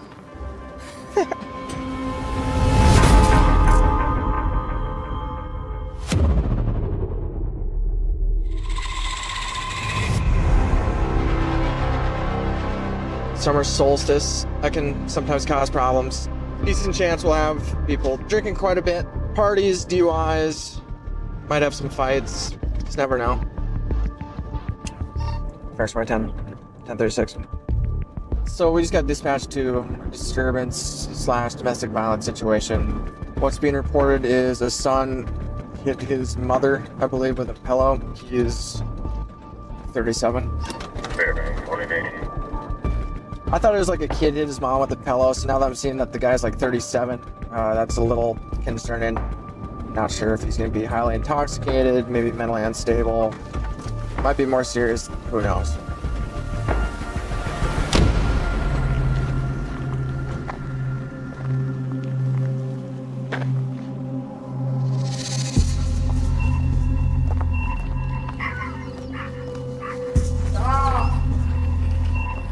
It's all my fault because I threw a pillow at you. That's pathetic. Come talk to me, man. It's the state troopers. Mind stepping out and chatting with us? Wow, candid camera. Step down here. Step down. Oh, no worries. down. I'm stepping down. I'm sitting down. No weapons at hand. Come on. Over here. Come on. Oh, forceful. You're all right. We're not trying to hurt you. We're over here. Oh, no. I'm gonna squat over here. All right. If you want to take a seat over here, that's fine. Oh, chihuahuas. You want to just lean up on the car for me and chat with me? No. I'm not leaning on the car. I'm leaning against the yard. What's going on? Why are we here? What happened? I threw a pillow at my mom. What happened? What led up to that? Because she called me useless, and I go like, stop. And I threw the pillow at her. So I'm the bad guy in all this. Mm-hmm. Okay. And then she called you guys, and I'm going like, of course you're gonna hold that against me. Because I threw a pillow at you. I gotcha. I don't want to make this bad. It's summer solstice. You guys don't want to be out here doing this. I gotta take care of chihuahuas and my mom with dementia. So this is the deal. You need to stop throwing pillows at your mom. I don't care how much of an argument you're getting in. Good note. If she would have been injured, you're going to jail today, okay? By a pillow. By a pillow. If she's injured by it, you're going to jail. It's called deviant assault, Okay. Able to stay away from your mom, keep things peaceful? I'm going to bed. All right, let's go back in the house and let's go to bed. Don't help me up. I got myself. No. You're fine. Oh, yeah. Thank you. All right, head back in. Take care of yourself. Happy solstice. Happy solstice. They're doing a magnificent job. They're checking up, and I appreciate them.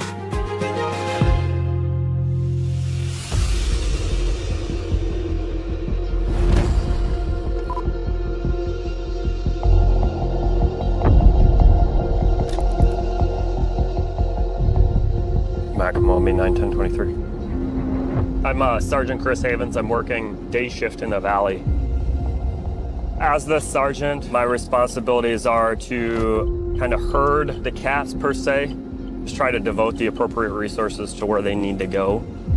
We're responding to a subject that has a warrant for assault on his mother. The mother saw him inside the house and called the police. Palmer PD surrounded the house to try to call him out. Our plan as of right now is to potentially effect entry. This is our second barricade of the day. We're hoping that he does eventually decide to come out.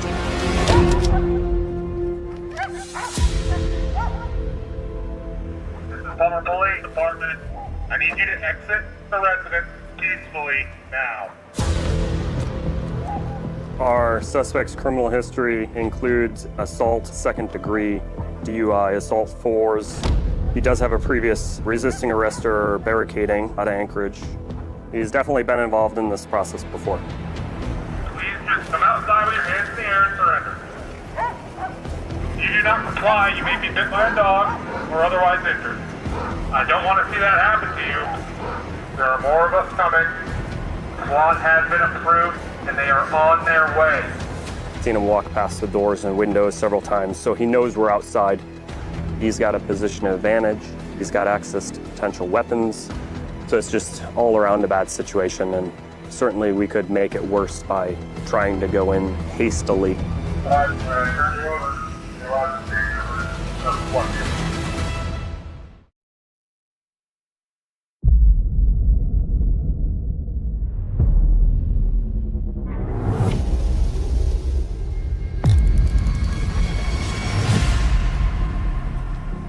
We're responding to a assault warrant subject that has barricaded inside of his mother's residence. He's got access to potential weapons. The mother left the residence and he has refused to come out to us.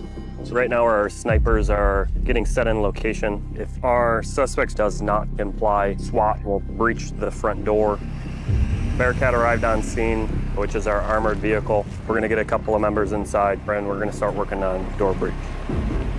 It's Alaska State Troopers. You are under arrest. Come out the front door now with nothing in your hand.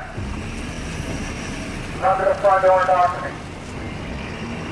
We don't want to wreck your mom's house. Come out. Copy, I'm ready to move to the Bearcat. It's the Alaska State Troopers. Come back to the front door. We don't want you to get hurt. He went left to the bedrooms. I think we should deploy that NFDD, see if we can get a response back. Come to the front door and talk to me. I don't want to damage your mom's house anymore. We are ready. All right, moving. Okay, on me, on me. Don't move. Let me see both hands. Both hands. Don't move. Don't move. Okay, let's get him out of here. He was able to close the door on us. We continue with the door breach, force the door back open. Luckily, we were able to get close enough to tase him, make entry into the house, effect an arrest. You're right if we get those barbs on you. I don't consent to search and seizure. I'm not searching anything. I'm just trying to help you out. That's all. So it ended pretty good in this situation. We are gonna take photos of the front door if you want to communicate with Mom, and she is cleared to return to the residence whenever she pleases.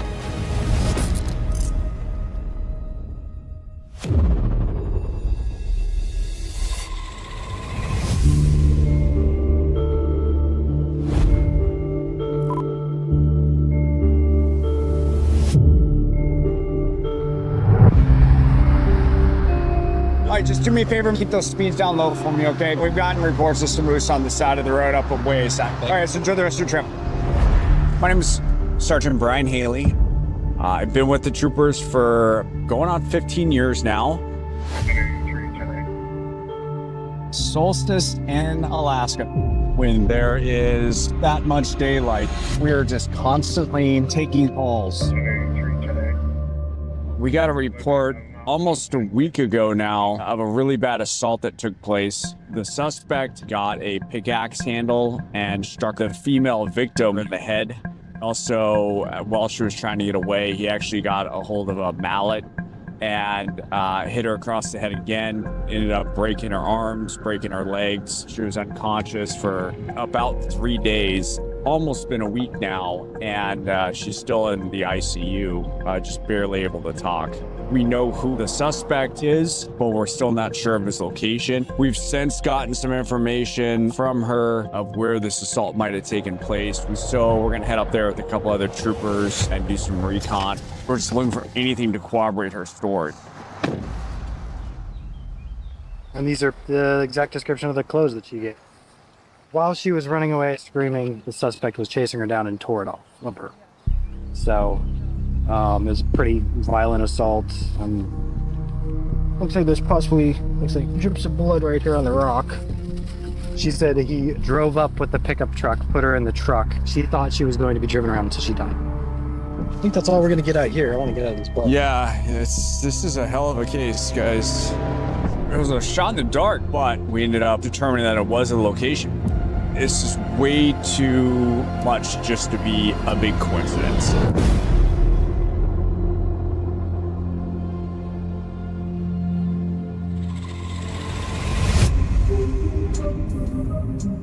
I'm Trooper Scott McAfee. Been with the Alaska State Troopers for 10 years. Currently, I'm assigned as a canine handler with the Criminal Suppression Unit here in Fairbanks, Alaska. I'm gonna meet up with Trooper Jess Evans. I think that's it. We're gonna go try to apprehend for the horrific assault he committed against his girlfriend. There's an area in North Pole where he has been known to hang out, and we're getting word from people on the street that he's been seen recently. So we are going to these couple hot spots and install some trail cameras that'll send photographs in real time to us of any movement. I've been dealing with this guy since I started. I have personal history with him running and fighting. Really? Yeah, so we need to put our effort into trying to find him and getting him off the street. So this is the place right here. Shantytown. And which house is he? so allegedly he's living here in that garage. There's a bunch of broke down abandoned places he could be hiding in out there. We'll go contact the neighbor and see if we can put a camera there.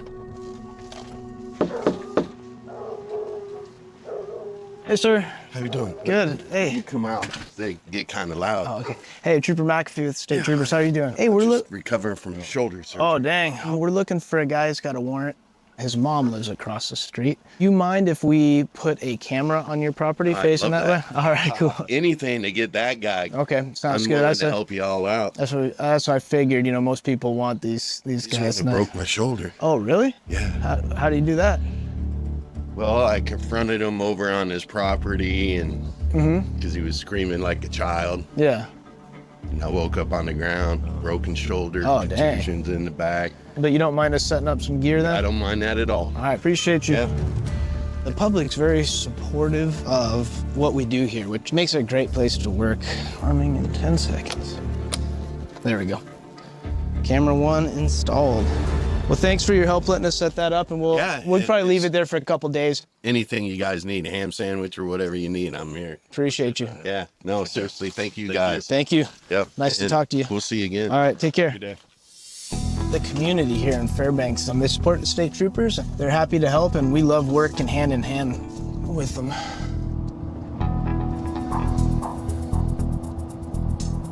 Oh, what do we got here?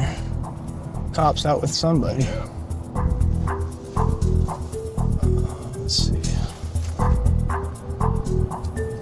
Is this? That's him. That's him. That's the suspect. Well, we got him. That's as rough as I've ever seen him look. carrying around a gallon of chocolate milk to live off. I guess so. We're looking. Yeah, I knew we were looking for him. So I'm gonna walk you back to the patrol car. all right, that was easy. Yeah. Just so you're aware, you have a $100,000 warrant for your arrest. Okay. Worked out good. A little anticlimactic for us, but the bad guy's off the street. You know, the mission's successful. So that's what we're here for. Hey, job well done, right?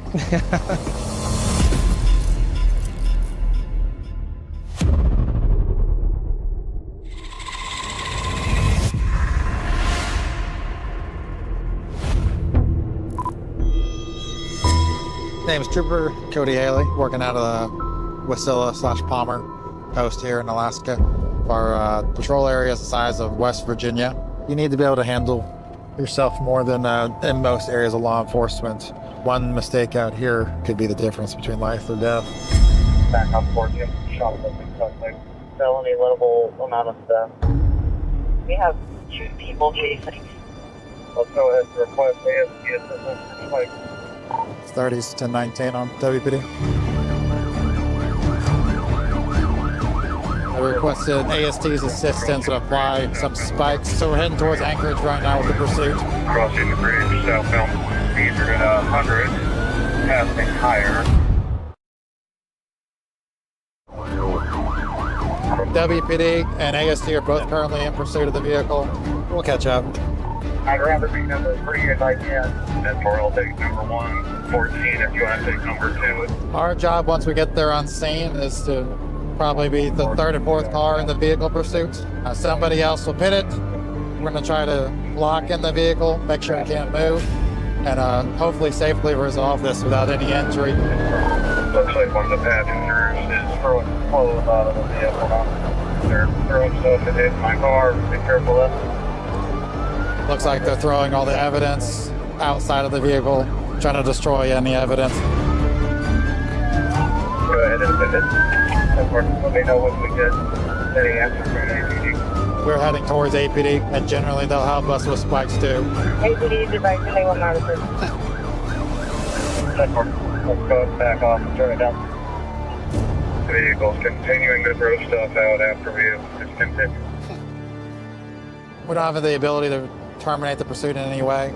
Since no one's ahead with spikes to stop the vehicle, we have to stop the pursuit. But he's showing behavior right now that shows that it could be under the influence of something, but continuously driving recklessly, even without any law enforcement contact. So I'm following at a distance. Oh, he's getting off right here. I got it. It's right in front of me, and it's heading towards the base right now. There's nowhere for it to go. Advise the base police that the truck trying to enter the base is our pursuit vehicle. There's no escaping. It's done for. Oh, God. At 30, that pursuit truck just U-turned and almost hit me head on, which is a felony assault on a law enforcement officer. Yeah.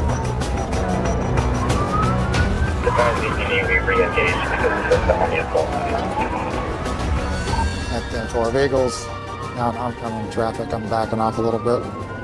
They have complete disregard for public safety. They're swerving and going to oncoming traffic.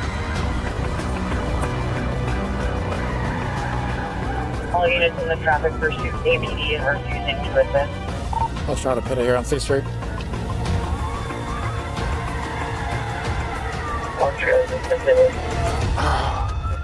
We're about to pit it right as he discontinued it. Copied. We did discontinue. It's back northbound on A Street. The pursuit became very dangerous for the public. We asked for assistance from the Anchorage Police Department so we could spike it and end it. Unfortunately, we weren't able to help. It's very frustrating. I mean, personally, if somebody almost hits you, you want them to go to jail. But still, at the end of the day, my personal frustrations is not more important than public safety. That's what matters the most.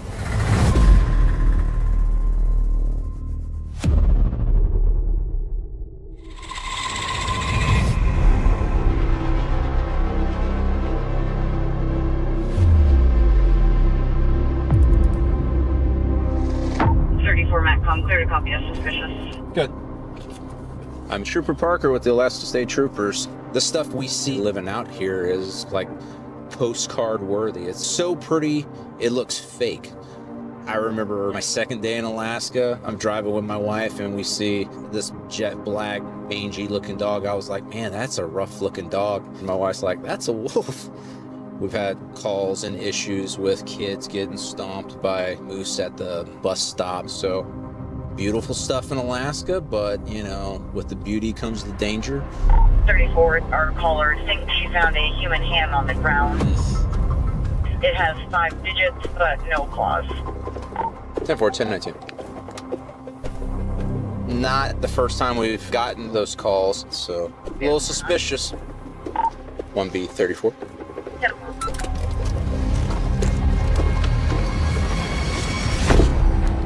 Hello.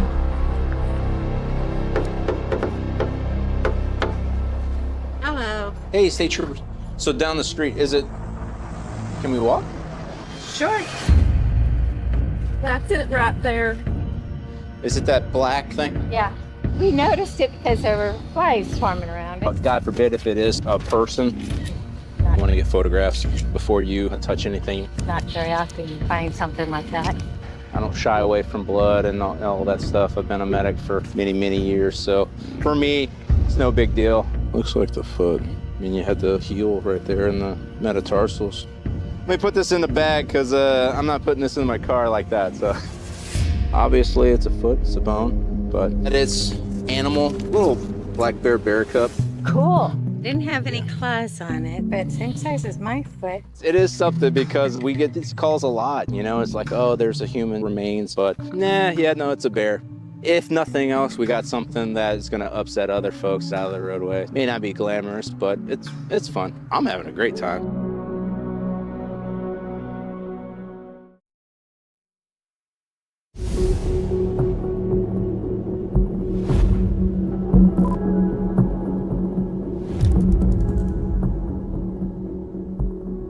My name's James Camira. I've been a trooper for almost 22 years. I started my career in the Matsu Valley working patrol duties. Big bag will ride with me. Sounds good. And then took a position in the Rural Services Unit in Fairbanks.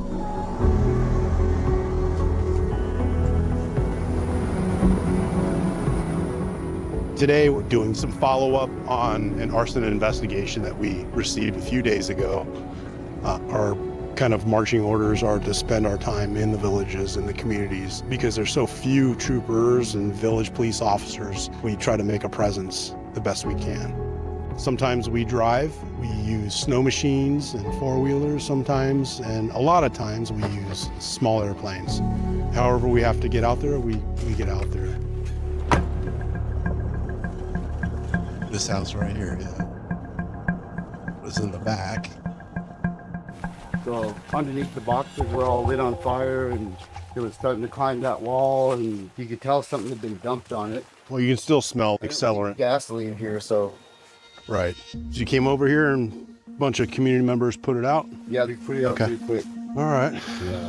Well, it's a good thing that nobody got hurt. That's the main thing. So, in there, man. yeah, we're still investigating it and we're going to try to contact the suspect while we're here. Right. So I don't know what his story is. All I know is that he's been messaging me and threatening me. Okay. Well, let's get out there, get some pictures and some CSI work out in the village, huh? The victim found what he thought was the container that was used for the arson. So we're looking into this right now. You smell anything? No. It's been here for a minute, but it's maybe recently broken. Yeah. Because it's still got sharp edges. We take these things super serious. It's a felony level crime, and there were kids inside the house when it was all happening. So it's at the highest level of importance. All right, man. Thanks for coming. You bet. All right, we'll get to work. Thanks. All right. The suspect is from the village here. We've dealt with them both as a victim and suspect in several things. Oh, so it's right here? Yeah. Okay. Cool.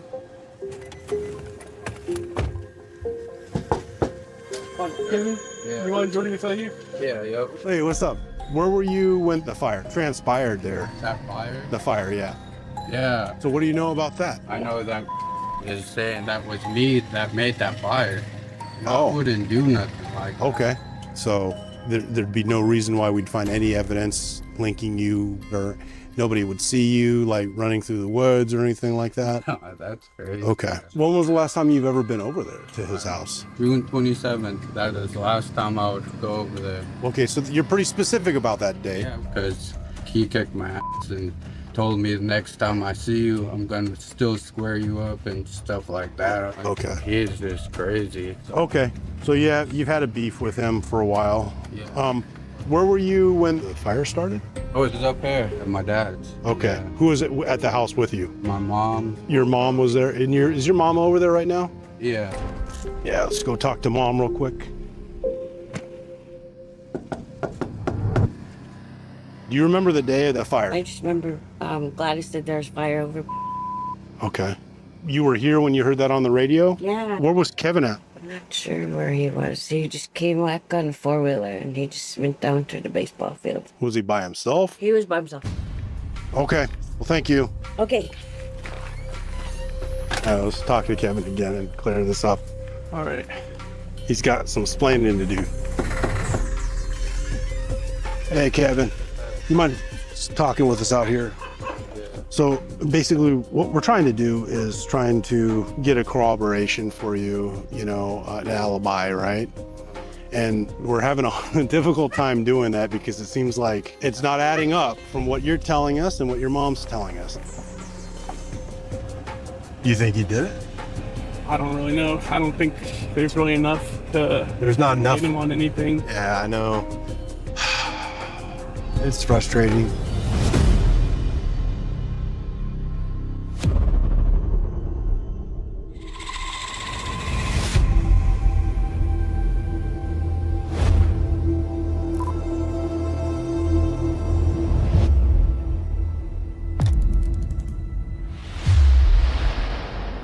I'm Trooper Jason Venable.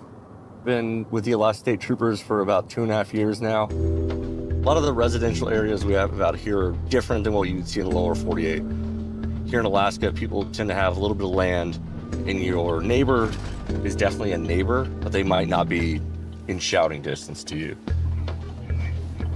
We're in a pretty high crime area right now. A lot of drugs come in and out of this area. Lots of broke down cars, lots of trailers, random outbuildings. A lot of places people can be that we can't see them. For now, we're just gonna cruise around this neighborhood, see if we can't see anything that stands out.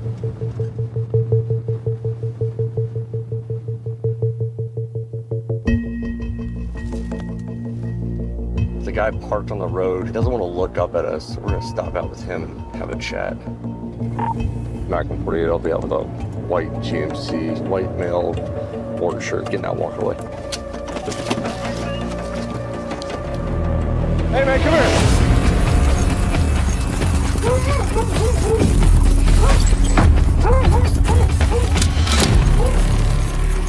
Come here. Come here. Come around. What? Stop moving.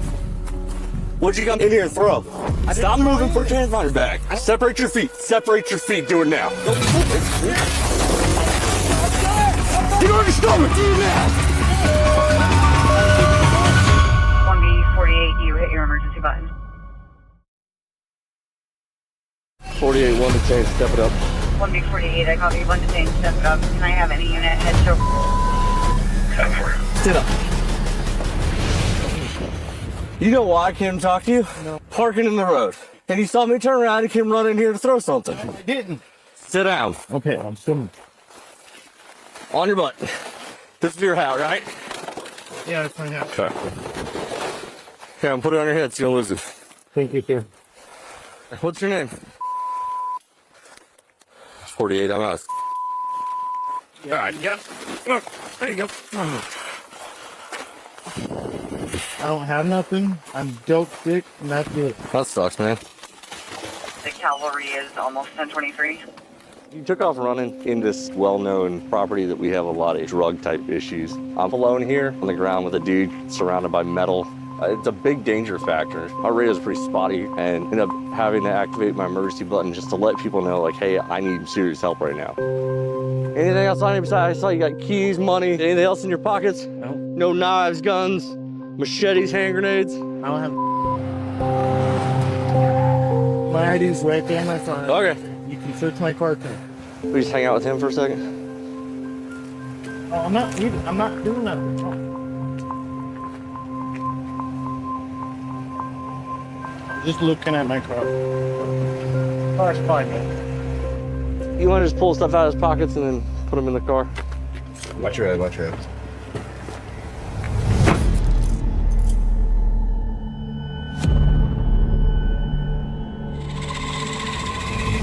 Yeah, someone else. What's up, man? I'm just wondering what's going on. You tell me.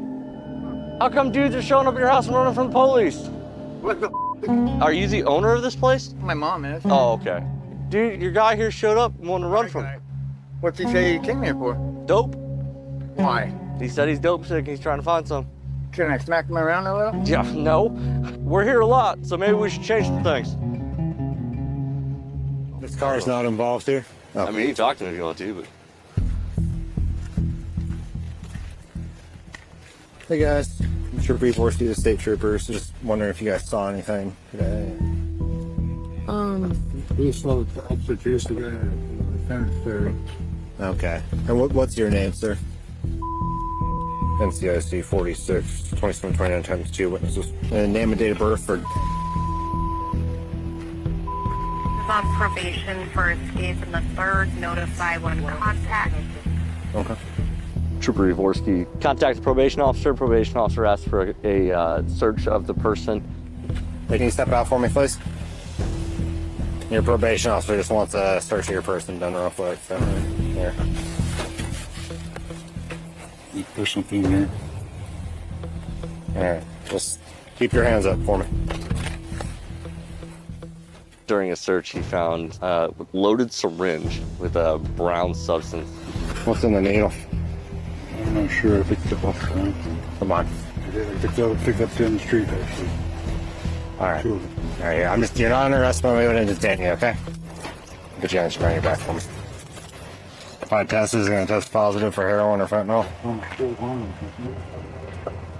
It's a brown liquid substance, consistent with tar heroin. And you can see this dark green color coming around the base right there.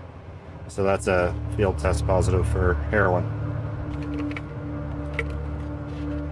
So he'll be going to jail for misconduct involving controlled substances.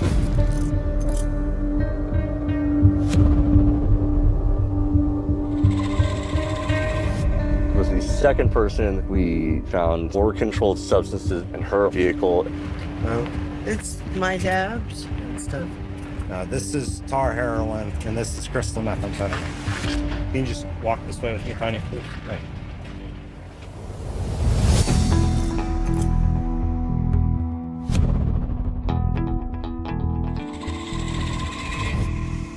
That shows you right there what a simple encounter can turn into a short foot chase, a fight, multiple searches, and 3 people going to jail.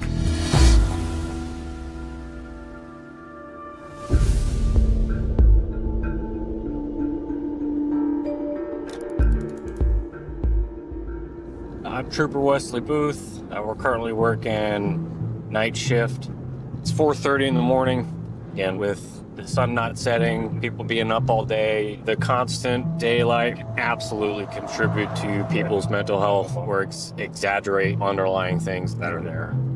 So we just have to be ready to probably have a very busy night.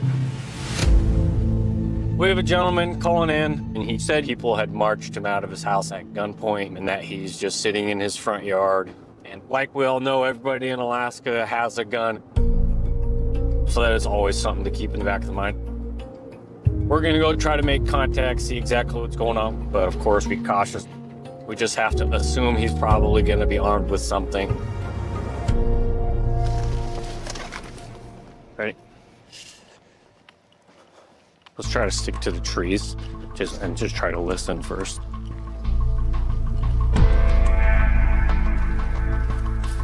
Okay, let's just make sure we approach cautiously. Back home when we 38, be advised there's nobody out front. Are you? Right out of the gate, his emotional state was elevated. Okay, we're gonna walk over here.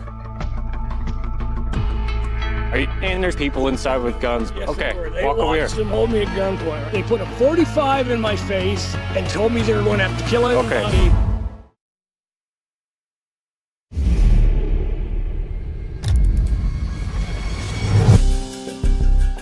There's people inside with guns. Yes, okay, how many people are going to be in your house right now? Dude, you tell me, man. I can't tell you. You're the one I who have saw no them. idea. They put a 45 in my face and told me they were going to have to kill everybody. Okay, so you can tell me it's a 45, but you can't tell me how many people were in there. Really? I'm just trying to figure out. I don't know. Good way to start. We go over there and find out, man. Well, we're talking with you. They're over there trying to figure that out. Thank you. When you get a gun put in your face and they take it over and they tell you. So you keep saying they, so is it more than one? Several people. There's a baby. A baby? Okay. I should slow down. I get it. I keep getting it. I get it. They got But- my all right, We're trying to help you out. better now. All right. But you make it look like it's my fault, dude. No, we're not blaming you for anything. We just want to make sure everybody's safe. I can't. And for any evidence of people being in there. They saw it, man. And then I walked down there. And I said, and I'm 10-4. There's nobody in your house. There's no evidence of people being in your we house. can go, then we need to get my sister into this. This isn't made up, man. No. I don't know. That's a trooper. Have you been diagnosed with any mental health issues recently, sir? I'm not trying to be rude. I'm just trying to figure out exactly what's going on. Because I'm not smelling the alcohol, so I don't think you're drunk. I'm not. Can you do us a favor and go inside, get some sleep, and then call us back if you still feel the same way? They stole $8,500. Who? The perps, man. Okay. There's no evidence of anybody in your house. Yard right now, man. There's nobody there. There's nobody there. There's no one there. Lord, get my gun. No, you're not. No, remember, dude. With his current mental state, it's hard to know what he may or may not even have in the house. Go back inside and stay there. Once we got him in the house, we all left the area, and hopefully that just calms him right back down. His story was absolutely all over the place. A lot of signs telling me he's definitely hallucinating. I'm thinking a quick decline in mental health, and there's a possibility we'll start dealing with him a little bit more frequently in the future.